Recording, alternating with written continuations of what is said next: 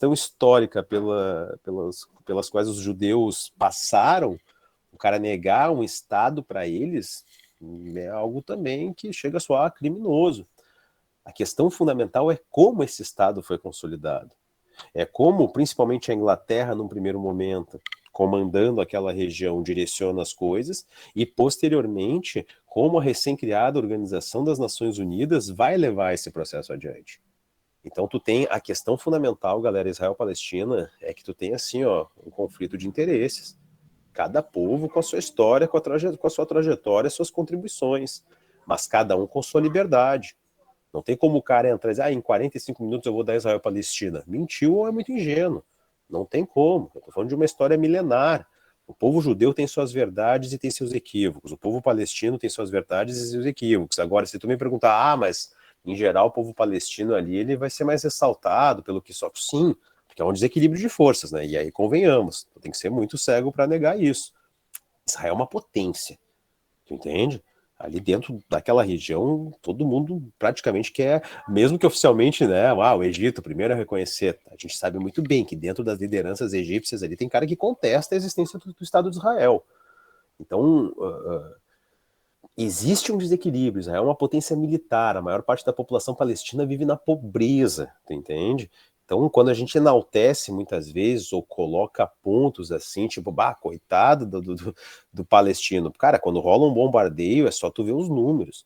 Onde é que tu tem mais perdas? Do lado palestino em relação ao lado de Israel. Mas isso não significa que, né, sei lá, grupos dentro, sei lá, da faixa de Gaza. Pega o caso do Hamas. Não quer dizer que o Hamas não vai cometer seus erros. Então não tem esse, esse tá certo, esse tá errado. Mas, de fato, há um desequilíbrio de forças, a gente não pode negar. Lembrem também, galera, de um ponto fundamental a respeito da questão Israel-Palestina. Deixa eu só ver uma coisa aqui para não falar bobagem, tá? Para focar exatamente no que vocês precisam.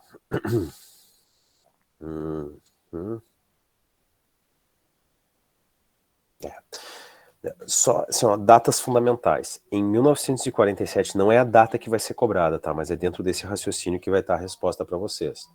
Em 1947 é aprovada a Resolução das Nações Unidas, tá? Para a criação de 2 estados. Um estado para o povo judeu, um estado para o povo palestino. Israel já fica ligeiramente, né, com um pouco mais de território, o que gera descontentamento do povo palestino, do povo árabe em geral, a vizinhança principalmente ali, né? Porque tu tem mais ao norte ali Síria, Líbano, a leste Jordânia, nordeste ali tá avançando para a Síria já, tá, pega ali, mas tá, não tá tão distante o Iraque, aí ali pegando ali já em direção ao continente africano, a Península do Sinai, que é uma porção asiática, mas que pertence ao Egito, né, que tem territórios em ambos os continentes. Então, em geral, não se aceitava a criação do Estado de Israel. Mesmo assim, em 14 de maio de 1948 ocorre a Declaração de Independência, e o Estado de Israel vai ser fundado. E é aí que o bicho pega. Os árabes se recusam. Então, a partilha, olha o que eu estou te dizendo. A maneira como a partilha foi feita gerou descontentamento do povo árabe. Tá? E não esqueçam também, muito tu vê dos vizinhos falando da questão israelense, mas assim, né? Embora tenha o desequilíbrio de forças, tem país árabe ali que tem muito dinheiro e mesmo assim os palestinos vivem na miséria. Então, muitas vezes o que tu percebe ali é uma coesão que o que une muitas vezes povos que a gente trata, países árabes, majoritariamente de população muçulmana, né? Não tem nada de homogêneo, eles têm tretas internas. É inaceitável que na Arábia Saudita tu tenha um alto padrão de vida para os nativos, mas ali eu tenho outros árabes que vivem na Palestina e que, enfim, estão numa situação de miséria, tá? Cuidem, porque aí, enfim, foge um pouco da alçada da prova, mas isso também poderia ser abordado para vocês. Questão de Estados Unidos e China, tá? Isso vai aparecer também. A gente tem um termo que aparece aí com certa frequência, que seria, eu citei, né, no livro anterior, uma Guerra Fria 2.0. Só que essa Guerra Fria 2.0 não envolve Rússia e Estados Unidos.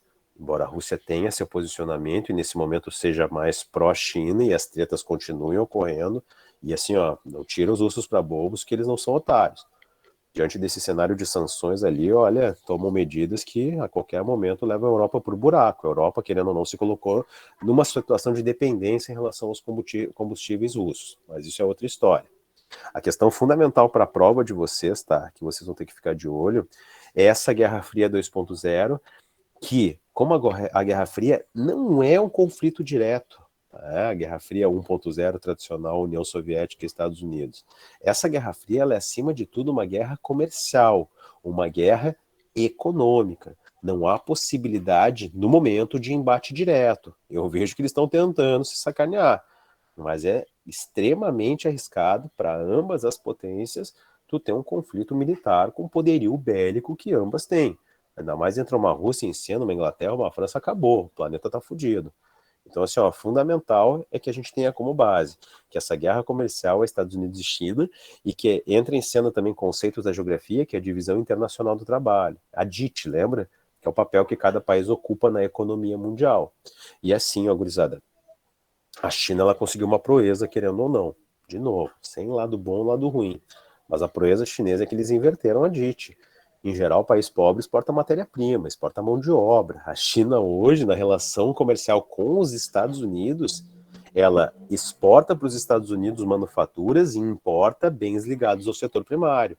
Ou seja, na guerra comercial, a China está vencendo. E querendo ou não, foram os Estados Unidos que direcionaram isso a partir do momento que começaram a transferir fábricas para a China a rodo.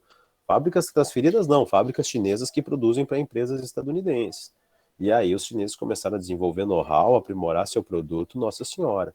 Não esqueçam disso. É uma guerra, acima de tudo, econômica, comercial, e a China é quem está vencendo essa guerra. E olha, possivelmente vai seguir vencendo por um bom tempo. Tá? Questões ali de divisão, tem interpretações de mapas, tá? Questão de como muitas vezes o norte, ele acaba, os países do hemisfério norte, com destaque para os Estados Unidos, para a Europa centro-ocidental, para o Japão, os países ricos, como se não tivesse nada de ruim, e ali dentro do hemisfério sul uma heterogeneidade, mas que dificilmente a palavra rico vai aparecer dentro do hemisfério sul. Tu tem aquelas exceções pela posição, mas que são chamados de países do norte, Austrália e Nova Zelândia. Mas esses, apesar de estarem no hemisfério sul, são considerados nações do norte pelo nível de desenvolvimento, ainda são países centrais. Mas, em geral, para nós aqui, ó, a pobreza. Então, cuidem com essas visões preconceituosas que estabelecem a partir, né, dos países do norte, beleza? Aí começa a entrar mais na minha parte, e aqui as coisas vão ser bem mais rápidas, tá? Prometo para vocês. Também uma das... Oi, pode falar, Miguel. Não vai cair ditadura da América Latina? Cara, não vi nada de ditadura da América Latina para vocês. Basicamente, Primavera Árabe, tá? E já tá nas minhas questões aqui.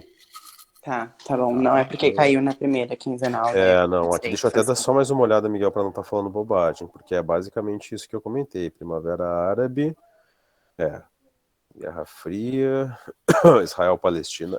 Cara, nada não. Não te preocupa com isso, não, tá? Aliás, não se preocupem. Toco em alguns pontos, assim, da formação da população brasileira, tá? Mas tem uma questão que ela é mais reflexiva. Eu acho que ela até, assim, ela é interpretativa. Com a leitura do texto que tu consegue chegar à resposta. E ela foca nessa questão, assim, da história indígena no Brasil, tá bem? Então, uma dica para vocês, tá? Essa questão vai tocar naquilo que a gente trata como história, mas que, querendo ou não, perdura até os dias atuais, que é a nossa relação complexa com povos originários, com povos nativos. Nós, em geral, somos fruto, né, de todo esse processo sócio-histórico que aconteceu no Brasil. Mas a gente sabe que existem povos que foram historicamente marginalizados, e o que eu enfatizo aqui é a questão indígena e de que como essa situação de exclusão, marginalização perdura até os dias atuais, tá? Então fiquem de olho nessa questão porque ela é bem interessante, beleza? E aí, galera, olha só. Eu vou colocar algumas questões, algumas, tá? Sobre o mesmo ponto. A necessidade que nós tínhamos de nos industrializar. E aí vocês sabem do meu apreço que eu tenho pelo homem. Eu entendo as cagadas dele numa questão de ditadura, de desrespeito a direitos humanos, mas a minha questão do Vargas, especificamente quando eu elogio, todas as sedes sabem, é mais por ele ter iniciado o processo de industrialização no Brasil, implementando o quê? A indústria de base. Então, pelo amor de Deus, não esqueçam da implementação da indústria de base. Sendo que nas anotações do caderno, cara, eu foquei especificamente em 3 pontos. Companhia Siderúrgica Nacional, Companhia Vale do Rio Doce e Petrobras. Eu nem vou repetir isso. Tá, porque eu boto no quadro, eu escrevo, eu destaco, eu explico. Então, os símbolos da indústria de base, esses vocês não vão poder esquecer. Tá? Só que ao mesmo tempo que o Vargas inicia esse processo, cara, hoje é muito nítido, né? O Brasil, ele passa por um processo de reprimarização. A gente volta a depender, dentro dessa dinâmica, na nossa balança comercial, do setor primário. Um país que se industrializou, um país que teve um processo, como é que é o nome do nosso processo de industrialização mesmo? Cuidado, o Brasil teve seu processo de substituição de importações, que é o que foi adotado na América Latina, México, Chile, Argentina, e hoje a gente passa por um processo de, cara, indústrias que vão embora, e aí o Brasil fica, atentem para isso, tá? E vocês podem anotar, o Brasil fica na